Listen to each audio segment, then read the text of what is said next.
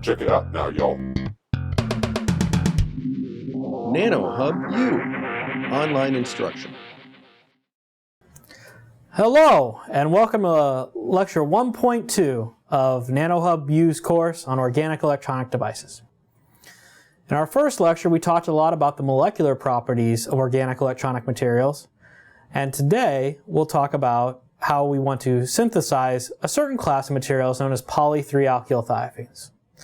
The motivation for wanting to learn how to synthesize these materials is a very straightforward one, and that is they're used very commonly in a lot of traditional organic electronic devices, and they've been the workhorse of the industry for a number of years. So in today's lecture, we're going to talk about the chemical syntheses of poly-3-alkylthiophene.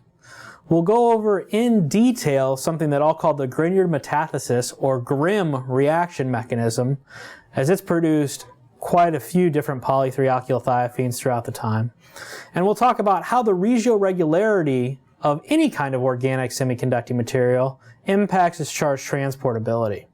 It's very convenient to use poly-3-alkylthiophene or P3ATs as an example of regioregularity, but this really cuts across many different kinds of molecules.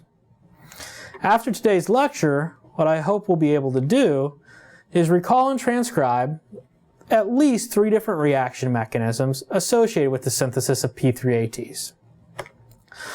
I hope we'll be able to talk about what it means to be regioregular and distinguish between different kinds of couplings. These include head-to-head, tail-to-tail, and head-to-tail. And finally, I hope you'll be able to name at least 3 reasons why the Grignard metathesis mechanism has been used so much throughout the organic electronics literature. So as you might recall, this is our structure of a P3AT. Again, we have a thiophene ring, and we have an alkyl chain that I'll just call R. Okay? This could contain 2 carbons, 4 carbons, 6, 8, 10 carbons. These carbons could be branched, not branched, but we'll just call it R for right now. Okay? If you recall, this means that the backbone, the thiophene 5-membered ring unit, we can think of as being somewhat of a rigid rod. Okay? And I've drawn that here schematically as a red thick line. And this R group is a flexible chain that's not conjugated, doesn't have that alternating single bond, double bond structure off the side of each molecule. Okay? And again, what that R group is can greatly impact the thermal properties. Okay? For instance, here's poly-3-hexylthiophene, P3HT. It has a melting transition temperature roughly 220 degrees C. If I add 6 more carbons to that side chain and make it poly-3-dodecylthiophene, P3DDT, it depresses that melting temperature all the way to roughly 160 degrees. If I take that same 6-carbon chain, so that C4H9, okay, but just add a branch, what you'll find is that it depresses the melting temperature down to 75 degrees centigrade. So almost 150 degrees centigrade difference based on what that side chain is. So we'll talk a lot today about synthesizing these polymer chains, and we'll call this R the whole way throughout. We won't talk about what this green material is, but I wanted to start by highlighting how important it is. So even though we'll talk about the different synthetic mechanisms and how flexible they are, okay, keep in mind that we can always tune the side chain as well. Okay? And why do we want to look at P3HTs? Well, first of all, the reaction mechanism is very well understood relative to just about any other pi conjugated material. They can have controlled polymerization schemes, so we can tune the molecular weights and the molecular weight distributions of these materials very readily. We know exactly how they behave in a thermal manner and in a structural manner. And they're one of the most commonly used materials in organic field effect transistors and organic photovoltaic devices. Okay? And really, they provide us a platform from which to build the synthesis of a lot of other molecules. Okay? The first way we can synthesize P3ATs is through what we call oxidative polymerization. As you may remember, oxidation just means the loss of an electron. Okay? And this loss of an electron can come in a variety of ways. Perhaps the most straightforward way is to do it with an electrical potential. So we can have electrochemical oxidation of P3ATs. So if we have a thiophene monomer, so we just have a 5-membered ring with our R group, and we apply enough voltage to rip off an electron from here, this guy will polymerize and form the poly-3-alkylthiophene. Okay? In a similar manner, we can use a chemical to rip off that electron to oxidize the material. One of the most commonly used ones is iron trichloride, FeCl3. And just like an electric potential can rip off the electron, this can be oxidized with iron trichloride. Okay? I'll point you to a review article by Richard McCullough from roughly 15 years ago regarding these kind of mechanisms. They're covered in great detail if you'd like to know the exact mechanism involved in these polymerizations. But both of these proceed via radical-based mechanism. And what that means in practice is that it's not very well controlled. So here we're not able to tune the molecular weight or not able to narrow the dispersity of the polymer. So we have relatively ill-defined materials that make characterizing the charge transport relatively difficult. Okay.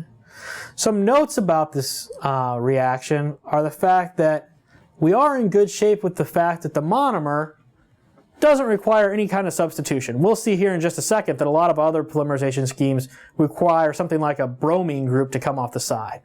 That's an extra step that you either have to buy or do yourself, which makes the synthesis a little bit more in detail. The chemistry is remarkably simple. If I add the monomer and iron trichloride, I will get the polymer out. It's very straightforward. Because it's this radical mechanism, it's very hard to tune the material's properties. This can be troublesome if you really want to hone in on fundamental science or want to design a particular P3AT for a particular application. And especially for the chemical oxidation, the residual iron left from as the catalyst material, the reagent that we use to do the oxidative polymerization, that iron can stick around and can wildly vary the optoelectronic properties of the polymer. So generating similar polymers using the exact same reaction conditions, batch to batch, can be quite difficult. Because of some of these cons, with this polymer synthesis scheme, people moved to more advanced schemes. And the first one was that developed by Rieke at the University of Nebraska. And it's called the Rieke method. Here we'll see that we started with 2 bromines substituted at the 2, 3, 4, and 5 positions of the thiophene. So here we have 2,5-dibromo, 3-alkylthiophene. And if you add zinc into this material at cryogenic temperatures, negative 78 degrees centigrade, you'll get substitution of the zinc at one of those 2 bromine positions, i.e. either at the 2 position or either at the 5 position. It turns out that once you have those 2 materials, if you dump in a little bit of nickel-based catalyst, the chemical structure of which I'll show in just a second, you'll end up getting the poly-3-alkylthiophene just as well. So that catalyst, NiDPPE-Cl2, has a relatively complicated name that has to do with the diphenylphosphenoethane. So diphenyl, DP, phospheno, P, ethane, E. Right? So here we see the 2 P's of the phospheno, that's the phospheno. The diphenyl is there's 1, 2 phenyl groups off each side. And the ethane is the fact that there's 2 carbons right here and right here in between the phosphorus groups. And then we have nickel, and then nickel 2, and then there's the chloride there. So this will catalyze the reaction, okay? This will allow the thiophene rings to join hands and come together and bond together to form the polymer. Okay? And we'll go over the exact mechanism of this in just a second. One thing we should notice, though, is that the reaction does allow us to generate high molecular weight polymers. This is very important, as we've discussed before, in terms of increasing the crystallinity and thus increasing the charge transport of the material. Okay? One drawback for scalability is the fact that this zinc material is very reactive And as such, we have to synthesize it in air-free conditions. Okay. However, unlike the iron trichloride, the nickel catalyst can be removed from the polymer relatively easily. So you don't have to worry about nickel contamination from batch to batch. On the other hand, the zinc still doesn't easily come out of the polymer. As such, you can have residual zinc that affects the optoelectronic properties of the material. The bromination of the monomer is required, which means that we have an extra synthesis step that we might not have if we just use the oxidative polymerization. Okay. And finally, you'll notice that T equals negative 78 degrees C is relatively cold. If we wanted to scale the synthesis of this polymer, it can be very difficult to do in practice. So there's still a few more hurdles we need to get around, even though we can now generate well-defined high molecular weight P3ATs.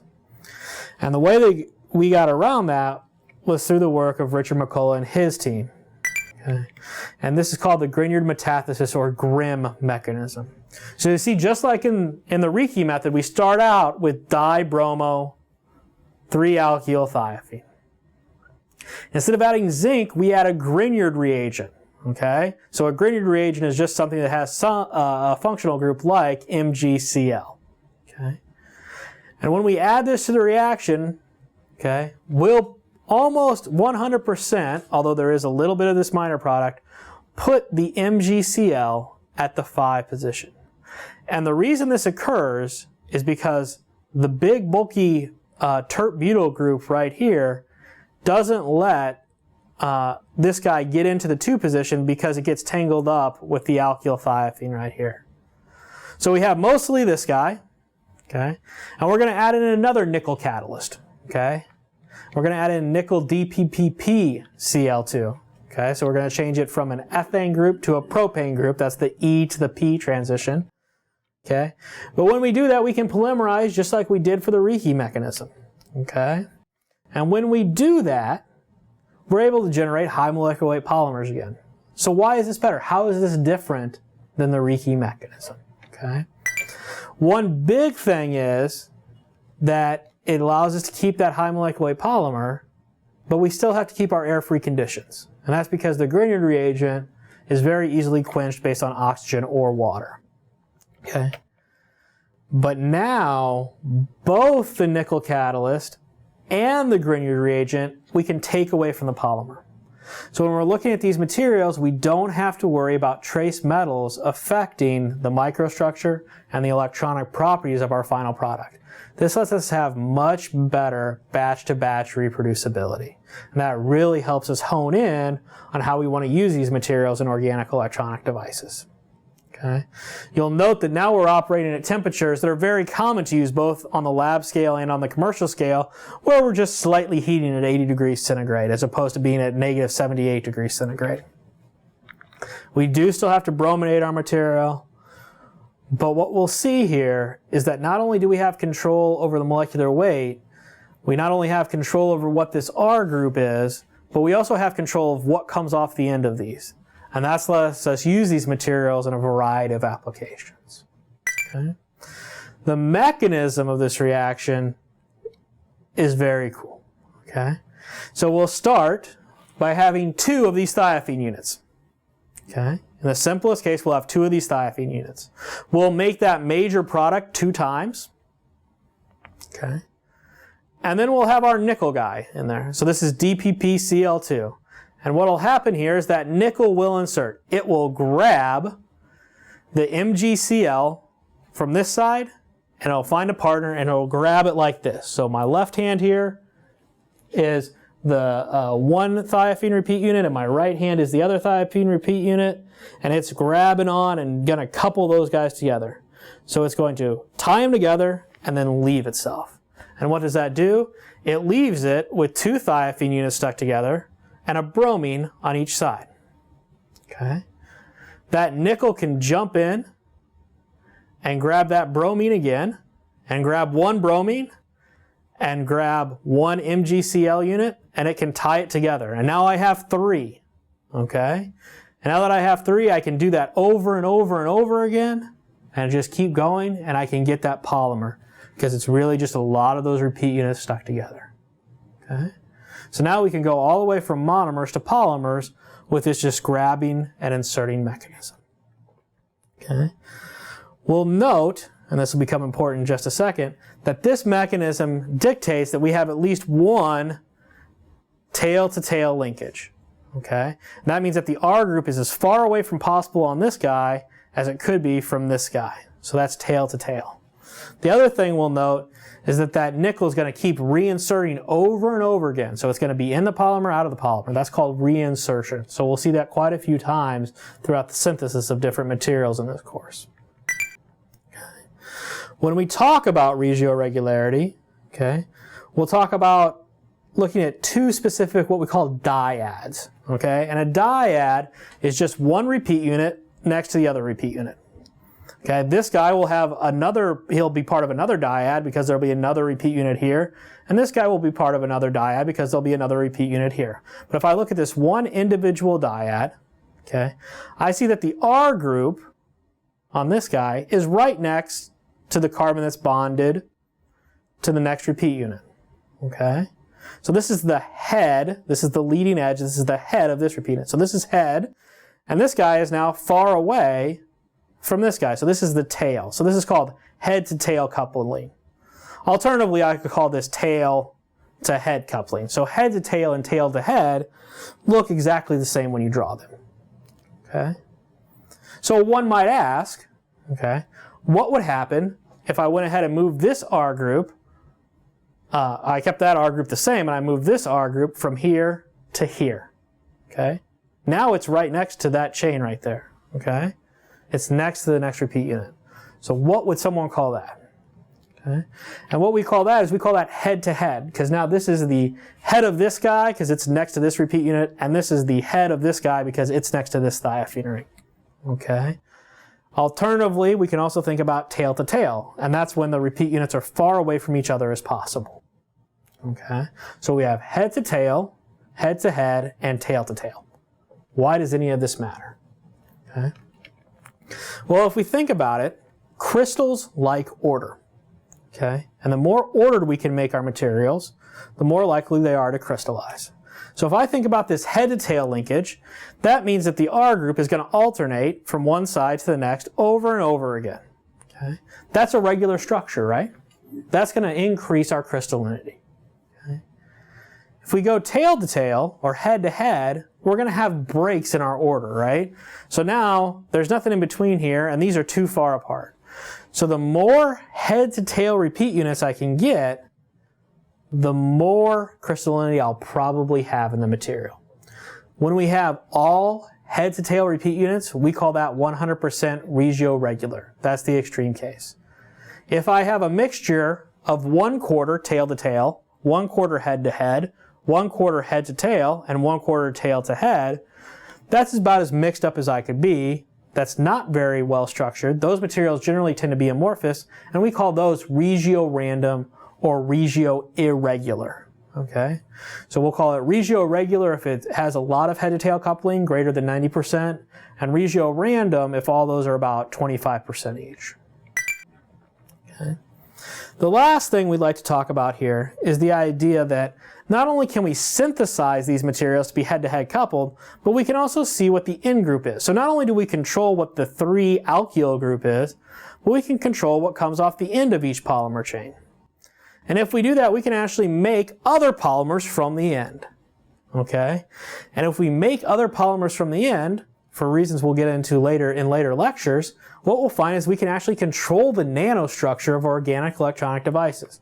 So here we see a TEM image where this scale bar is 200 nanometers, and all the black domains are associated with our poly 3-alkyl thiophene, and all the bright domains are associated with the other polymer. Okay? And if I tune how much red versus blue I have, I can actually change what these guys look like on the nanometer scale. So this Grignard metathesis method also opens up the idea to making really cool polymer architectures which lead to really cool nanoscale features, which we can try to use then in organic electronic devices such as field effect transistors and photovoltaics. Okay? to summarize, okay, we had three different kinds of reaction types, right? We started with the oxidative polymerization mechanism. We liked it because it was really straightforward synthesis. We can generate regio-random poly-3-alkyl-thiophene if we wanted to.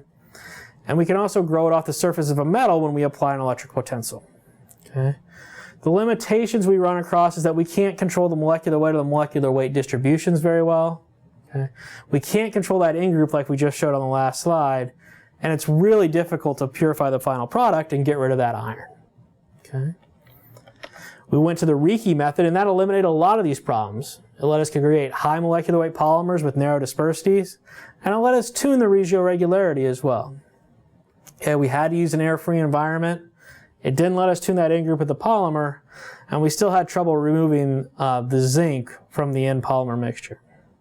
So we ended up moving on to the Grignard metathesis method, or the Grignard method, and we can generate those polymers with the high molecular weights. We can get highly regioregular, so highly crystalline materials. We can purify the final product, and we have control over the in-group. Now we still need the air-free conditions, and we can't tune the regioregularity all that well. But with those two different materials there, the Grignard method is generally favored over the Rieke method. Okay. So with that, what I hope we've covered today is how to synthesize these guys, these poly-3-alkyl-thiophenes. We've talked a lot about how to hook the repeat units that I drawn as red all together and different ways you might want to do it. But I've shown you a few different flavors of why you might care about the side chains and how to control the side chain growth. Okay. We've shown that if we make unique polymer architectures, we can actually tune the nanostructure of organic electronic devices. And we've really been able to talk about one of the baseline cases of synthesis of one of the most well-studied polymer semiconductors research to date. Where we'll go next time is the next generation of polymer semiconductors. What's the state of the art? How do we make those materials? And why are they next generation materials? Why do they transport charge better? And why do they absorb more light such that they're better in organic electronic devices? So with that, I hope to see you next time where we get into even the synthesis of even more interesting materials.